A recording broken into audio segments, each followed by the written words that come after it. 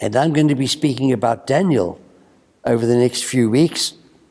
I said previously that the Bible grows out of the story, not out of the theology. The theology grows out of the story. And so, in a while, I'm going to be telling you the story of Daniel, the first part of the story of Daniel. But I want to provide some background, first of all. I want to provide some context so you can understand what was actually going on. The story of Daniel is set in the time when the dominant geopolitical power was Babylon, the Babylonians. Prior to that, it was the Assyrians.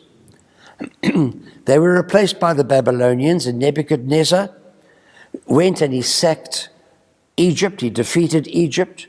20 years later, he sacked Jerusalem, and he took a whole pile of Hebrews, of Jewish people, and he took them as prisoners of war to Babylon. He took all the people that had skills, all the educated people, and all the classy people that he could find, that he selected, and he took them.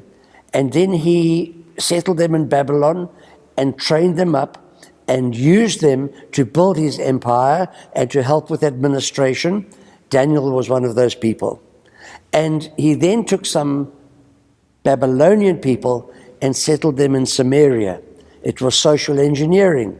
That was why the Jews always hated the Samaritans, because they intermarried. They weren't of pure Jewish stock, and there was that history that was associated with them. And so Nebuchadnezzar was succeeded by his grandson, Belshazzar, and in 539, the Persians overran the Babylonians. Now, if you were to look at a current modern political map of the Middle East, it would be useful, because Babylon was modern-day Iraq. The Persia was modern-day Iran. Egypt, still Egypt. Israel, still Israel. And so you can see where they were and where they came from. Then in the 4th century BC, under Alexander the Great, the Greeks rose to power, and they defeated the Persians. And there were 3 centuries of Greek power. The Greeks were the philosophers. And right to Jesus' time, the New Testament was written in Greek. And the Greeks were the philosophers. The Greeks were defeated by the Romans. The Romans were the civil engineers of history. They were the ones who built the roads and the aqueducts and the viaducts and the beautiful buildings and the amphitheaters, architecture, the walls.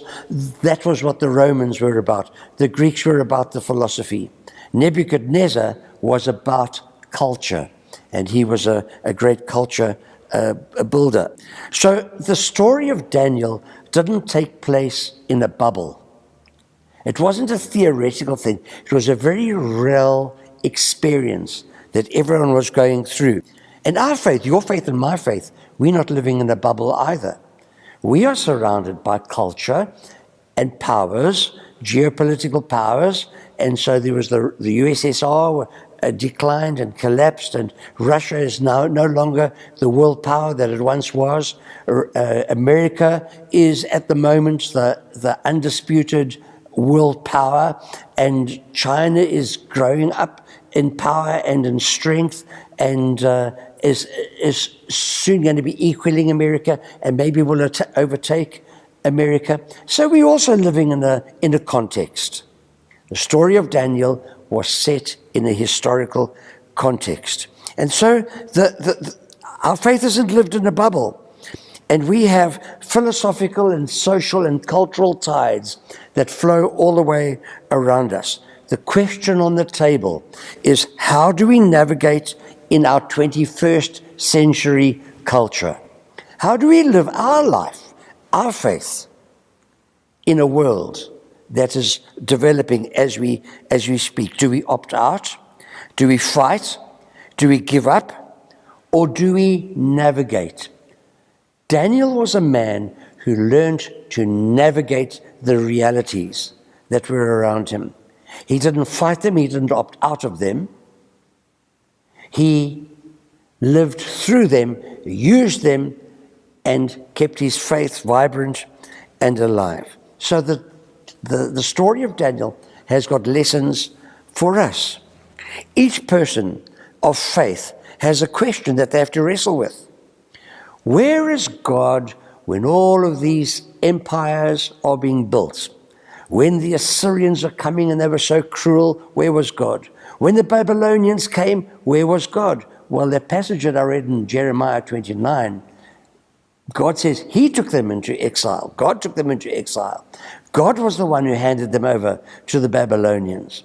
God was very much active, even though the people there would have felt that it wasn't the way things were supposed to be.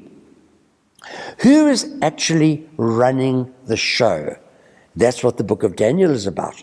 Who is in charge of this world? Even though empires are rising and empires are falling, collapsing, as we speak, it happens. But who is finally in charge of things? Where is God in all of this? You see, Israel, the Jewish people, had a clear and strong sense of identity.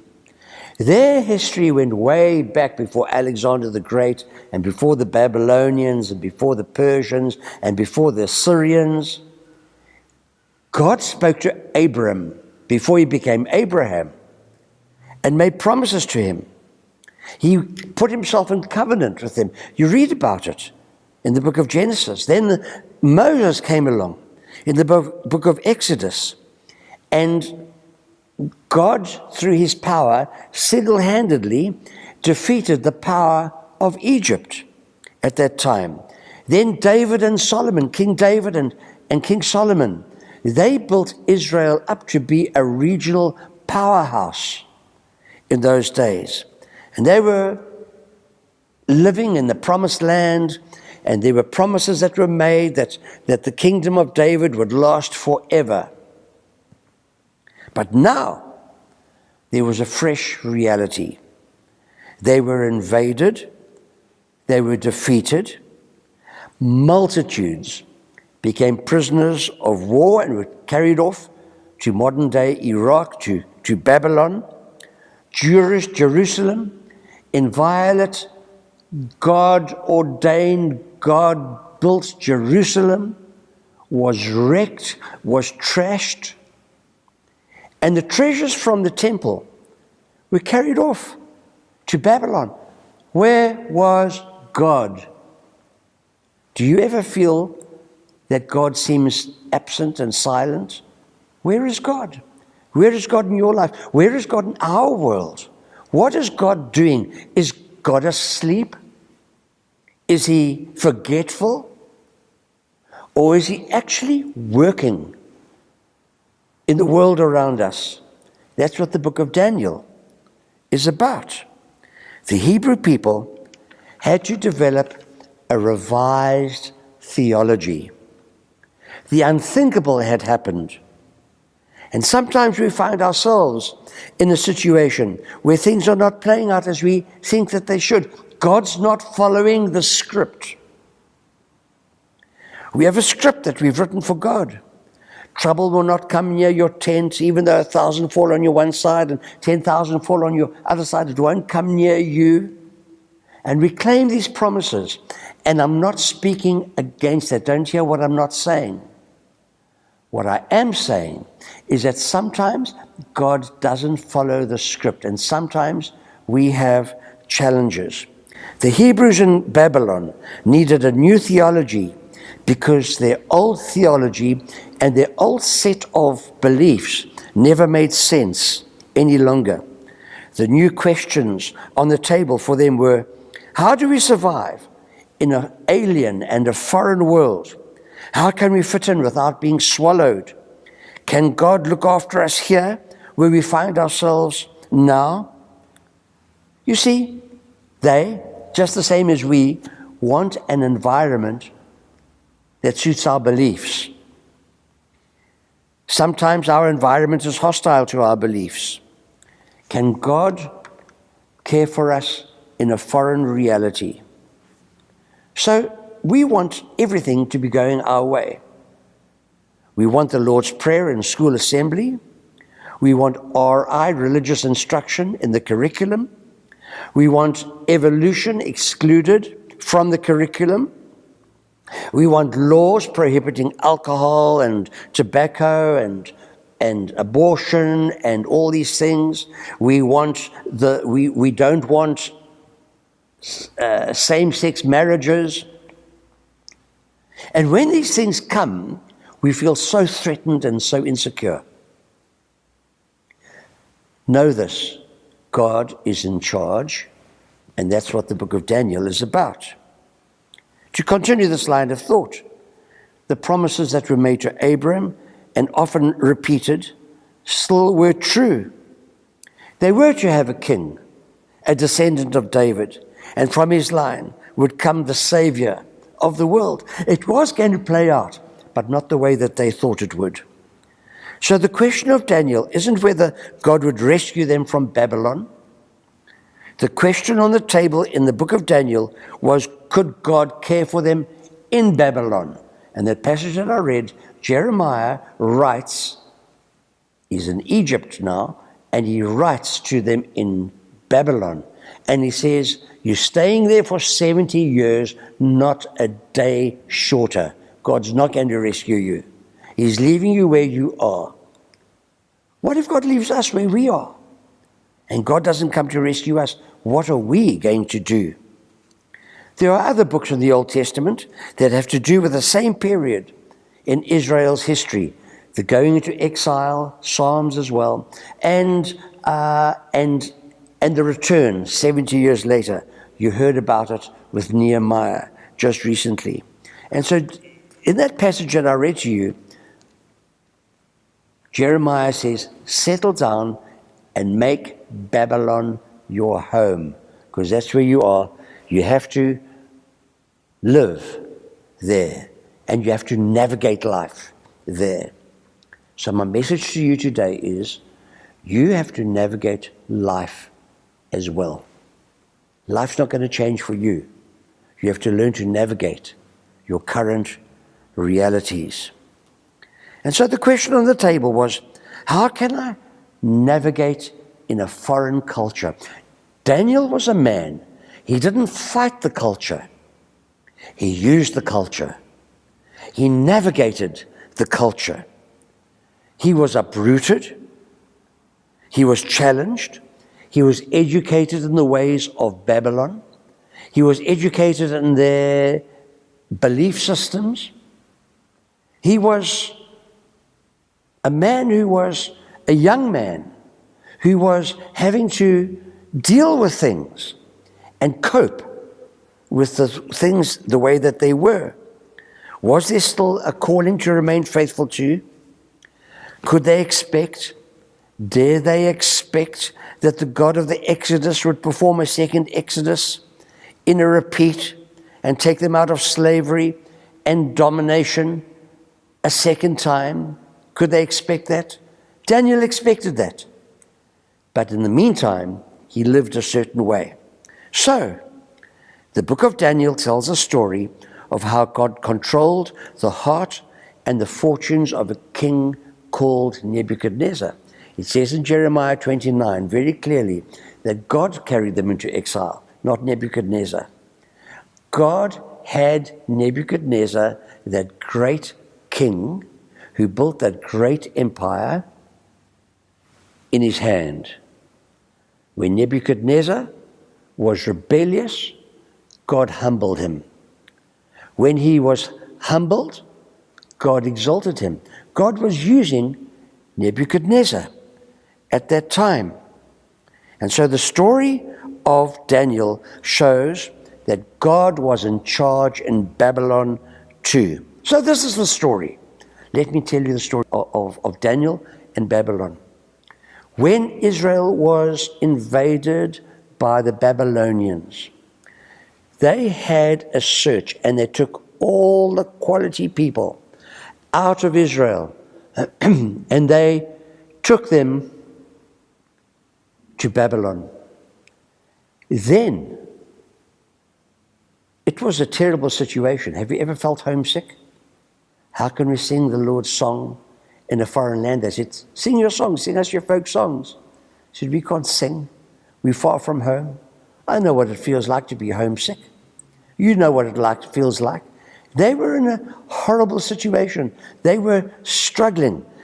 Daniel was a teenager, and he had 3 friends. Daniel, and then the names that they were given, Shadrach, Meshach, and Abednego, however you like to see it. I don't know how they pronounce that name, but I say Abednego. You can say it your own way. You can correct me in front of the TV set if you want to. I know that you do that anyway. But there they were, and they had to find a way to live. They were identified, number one, because they were well built. They were identified because they were very handsome. They were identified because they were super talented. They just stood out. And they, with some others, were put on a 3-year training program. And they didn't have direct access to Nebuchadnezzar, but they had direct access to someone who was very senior. And Nebuchadnezzar gave instructions. They must have the best food. They must have the best nutrition possible, because we want them to develop and grow and to be models, and we want to use them to help us govern all our provinces, because it was a very spread out empire that he had. Daniel said to the person who was in charge of them, don't want to eat that food. We are Jews. We have dietary laws. We can't eat that food. And the officer said to him, you've got to eat that food, because if you don't eat this food and you get all pale and pimply and malnourished and you lose your energy, Nebuchadnezzar will say, what's going on? And he said, it'll be my head that gets lopped off. And so Daniel said, let's do an experiment. Just give us water and vegetables. And let us go for a period of time, just on water and vegetables. And if we look sick, at the end of that time, we'll start eating the king's food. But if we look healthy, let us continue. And so the servant, the king's servant, did exactly that. He just gave them broccoli and cabbage and all the things that that we're supposed to be eating, health things, and just vegetables and plain water. At the end of the designated time, when the servant examined them, he saw that their skin was shiny, their eyes were bright, they were fitter and stronger than anybody else. Why? Because God had cared for them in that situation. Round number 1 goes to God. They were able to have victory as far as their diet was concerned. Now, after 3 years had passed, they'd been trained in the Babylonian religions that relied a great deal on dreams, visions, on the supernatural. And Daniel had the ability to interpret dreams. One day, King Nebuchadnezzar said to his servants, he said, I've had a terrible nightmare. Call all the wise men and the interpreters of dreams and all the sorcerers together. They were all called together. Daniel was amongst them. And the king said, I've had a dream. I need to know what it means. So they said, well, tell us what the dream is. He said, no. He said, you tell me what the dream was. Then, if you tell me what the dream was, then I can know that the interpretation you give is the right one. Because if I tell you the dream, you can tell me anything. I won't know whether it's true or not. They were dismayed. All the sorcerers and dream interpreters and religious leaders were dismayed. They said, who can do that? Who can tell you what your dream is? He said, listen, if you don't tell me, you make claims for yourselves. If you don't tell me what the dream was, tomorrow, off with all of your heads. Would have been Daniel down the tubes as well. He'd have been assassinated or killed or executed with all the others. Daniel went and prayed. And that night, God gave Daniel the revelation that he needed. The next morning, he went and he said, call off the execution. I've got the answer. I can save all of you. And so he was brought in front of the king. And the king said, what did I dream? He said, King Nebuchadnezzar, this is what you dreamt. You saw a massive statue. The head of the statue was gold. Then the next part was silver. Then the next part, the thighs and the legs, were bronze. And then the feet were a blend of iron and ceramic. King said, that's exactly what I dreamt. He said, there was more to the dream. He said, while you were watching that statue, an invisible hand came and just took a ball of rock from out of a mountain, made it like a massive big billiard ball or massive 10-pin bowling alley ball. And this hand, this invisible hand, hurled that rock at the statue. And the statue just collapsed, so that the remains were just like bits of newspaper blowing away in an empty parking lot. There was nothing left of it. Now, no one could have anticipated that that was the dream. No one could have thought that up. It was clearly a revelation. And Nebuchadnezzar said, that's exactly right. Tell me what the meaning is. So Daniel said, I know exactly what the meaning is. Your empire, the Babylonian Empire, is the head of gold. After you is coming another empire, a lesser empire. That was the Persian Empire. After that is coming another empire, the Greek Empire. After that is coming another empire, the Roman Empire. And that ball of stone that was hurled at those was a ball of stone that was hewn by the hand of God. And then that stone just grew and grew and grew until it filled the whole earth. King Nebuchadnezzar, know this. You might be an emperor and you might have an empire, but there's someone who's above you, someone who is in charge, and that is the God of heaven. Nebuchadnezzar said, I know that this God that you're talking about is the God that is above all gods. That's Daniel chapters 1 and chapter 2. You see, the message was, God is in charge in Babylon as well. Take heart. God might not change the world to suit you, but God is in charge of you, and He's in charge of your life as well. So let's just apply it to our lives. Here, in the beginning of July 2021, in lockdown, because of this awful COVID virus that is ruining businesses and causing people heartache and upsetting education and hobbling the economy that's gone right around the world. Who would have anticipated that we'd be in this situation? 2 years ago, no one guessed it would be like this. Where are you today? And what does this story and these adventures say to you today?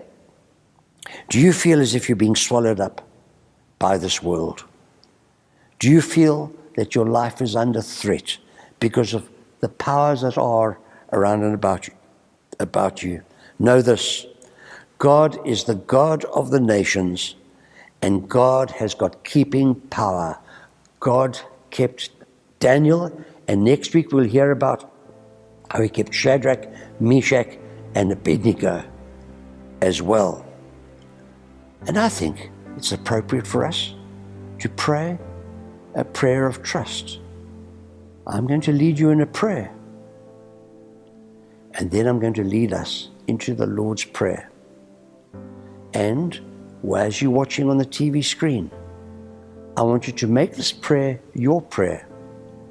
And then when we come to the Lord's Prayer, I want you to pray it aloud. You know it. And we're going to pray because it's so appropriate for this message. So bow your heads, and this is the prayer. And I want you to take it as your own. Heavenly Father, I often feel that I am in danger of being swept away. The politics of the day alarm me. The economics of the day are drowning me. It feels as if I am being shouted at, and I can't even hear myself think. Today, I'm coming to you, the God of heaven and earth, the same God who was with Daniel. And I'm saying, Lord, keep me safe. Keep my foothold secure. Save me from slipping. I ask this in the name of your Son, Jesus, who taught us to pray. Now join with me. Our Father, which art in heaven, hallowed be your name. Your kingdom come. Your will be done on earth as it is in heaven. Give us this day our daily bread, and forgive us our trespasses, as we forgive those who have sinned against us. And lead us not into testing, but deliver us from evil. For yours is the kingdom, the power and the glory, forever and ever. Amen.